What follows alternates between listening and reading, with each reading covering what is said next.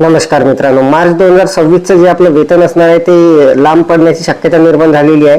शालार्थामध्ये नेमकं काय अडथळा निर्माण झालेला आहे, वेतन कशा पद्धतीने रखडणार आहे याची संपूर्ण सविस्तर माहिती मी आपल्याला या व्हिडिओमध्ये देणार आहे. तर नमस्कार, मी राज मेश्राम मराठीशाळा.com या यूट्यूब चॅनलवर पुन्हा एकदा आपलं सहर्ष स्वागत आहे. मित्रांनो, शालार्थामध्ये काही अडथळे निर्माण झालेले आहे. वेतन जे आहे आपलं मार्च 2026चं ते लांब पडण्याची शक्यता निर्माण झालेली आहे. काही तांत्रिक अडचणी असणार आहे, संच मान्यतेबद्दल काही त्रुटी असणार आहे, अत्यंत महत्त्वाची अपडेट, महत्त्वाची माहिती आणि महत्त्वाची कारणे असणार आहेत. त्याची संपूर्ण सविस्तर माहिती जाणून घेण्यासाठी व्हिडिओला स्किप न करता पूर्ण बघा.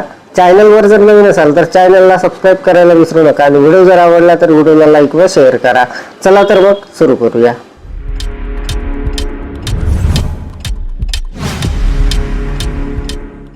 शालार्थामधील अडथळ्यांमुळे वेतन अडकण्याची भीती मित्रांनो निर्माण झालेली आहे. शालार्थ पोर्टलवर काही अडथळे निर्माण झालेले आहेत. संच मान्यतेबद्दल काही तांत्रिक अडचणी असणार आहे आणि इतर काही अडचणी असणार आहेत. त्यामुळे आपला जो पेमेंट असणार आहे किंवा आपला जो पगार असणार आहे मार्च 2026चा तो रखडण्याची भीती जी आहे ती निर्माण झालेली आहे. सन 2025-26च्या संच मान्यतेतील पदसंख्येत तफावत निर्माण झाल्यामुळे शालार्थ प्रणालीत वेतन देयके अडकण्याची गंभीर समस्या निर्माण झालेली आहे. परिणामी राज्यभरातील अनेक मुख्याध्यापक, शिक्षक व शिक्षकेतर कर्मचाऱ्यांना मार्च पेड इन एप्रिल 2026 या महिन्याचे वेतन जे आहे ते मिळण्याची शक्यता जी आहे ते कमी झालेली आहे. राज्यातील अनुदानित व अंशतः अनुदानित प्राथमिक, माध्यमिक शाळा तसेच कनिष्ठ महाविद्यालये मार्च 2026चे वेतन देयके संच मान्यतेतील त्रुटीमुळे शालार्थ प्रणालीतून पुढे पाठवली जात नसल्याचे निदर्शनास आलेले आहे. त्यामुळे संबंधित कर्मचाऱ्याचे वेतन प्रलंबित राहून आर्थिक अडचणी वाढत आहे. नवीन आर्थिक वर्षाच्या सुरुवातीलाच वेतन थकीत जाण्याची भीती व्यक्त होत आहे. तर मित्रांनो, ही जी अपडेट असणार आहे, ही जी माहिती असणार आहे, ही राज्यातील जे अनुदानित प्राथमिक, माध्यमिक शाळा आहे तसेच कनिष्ठ महाविद्यालय आहे त्यांच्या बाबतीमध्ये हा सर्व प्रकार जो आहे तो घडणार आहे. कर्मचाऱ्यांमध्ये अस्वस्थता, सर्व प्रक्रिया पूर्ण होण्यासाठी बराच कालावधी लागू शकतो. त्यामुळे तोपर्यंत वेतन राखण्याची शक्यता असल्याने संबंधित कर्मचाऱ्यांमध्ये अस्वस्थता निर्माण झालेली आहे. आणि मित्रांनो, हे साहजिक असणार आहे साहजिकच होणार आहे, कारण जर आपल्याला पगार जर मिळाला नाही तर आपल्या अनेक अडचणींमध्ये वाढ होणार आहे.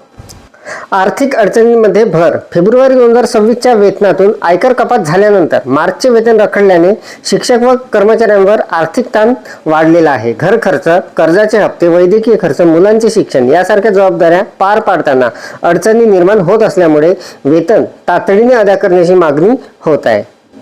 या अडथळ्यांमुळे वेतन रखडणार. शालार्थ प्रणालीमध्ये वरिष्ठ पातळीवरून निर्माण झालेल्या काही तांत्रिक अडचणीमुळे वेतन प्रक्रियेला ब्रेक लागलेला आहे.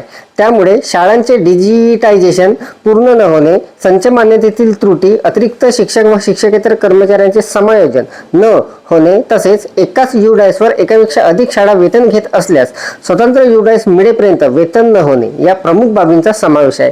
तर मित्रांनो, असंख्य अडचणी ज्या आहे त्या शालार्थ पोर्टलवर आहे, संच मान्यतेच्या बाबतीत आहे किंवा इतर काही बाबतीमध्ये त्या अडचणी आहे आणि त्यामुळे हे जे वेतन आहे हे अडकण्याची शक्यता निर्माण झालेली आहे.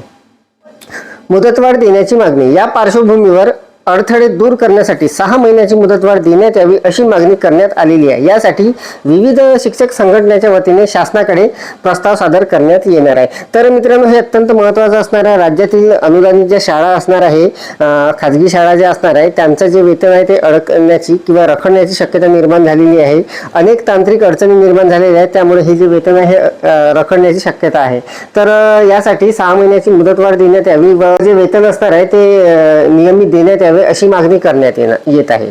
तर मित्रांनो, राज्यातील अनुदानित, अंशतः अनुदानित काही महाविद्यालये यांचं शालार्थामध्ये ज्या काही तांत्रिक अडचणी निर्माण झालेल्या आहेत, संच मान्यतेबाबत किंवा युडायस बाबत ज्या काही अडचणी निर्माण झालेल्या आहेत त्यामुळे मार्च 2026चं जे वेतन असणार आहे ते रखडण्याची भीती निर्माण झालेली आहे. तर हे सर्व तांत्रिक ज्या अडचणी आलेल्या आहे या दूर करण्यासाठी कमीत कमी 6 महिन्याची मुदतवाढ देण्यात यावी अशी मागणी संबंधित संघटनेकडून करण्यात आलेली आहे आणि रेग्युलर वेतन देण्यात यावं अशी मागणी सुद्धा जोर धरत आहे. तर मित्रांनो, अत्यंत महत्त्वाची अपडेट आपण शालार्थ वेतनाविषयी जाणून घेतलेली आहे. अपेक्षा आहे आपल्याला ही माहिती समजलेली असेल, व्हिडिओ आवडलेला असेल. व्हिडिओ जर आवडलेला असेल तर व्हिडिओला लाईक करा, शेअर करा आणि माझ्या मराठीशाळा.com या यूट्यूब चॅनलवर जर नवीन असाल तर चॅनलला सबस्क्राईब करायला विसरू नका. पुन्हा भेटू असं एका नवीन माहितीसह नवीन व्हिडिओमध्ये. तोपर्यंत धन्यवाद.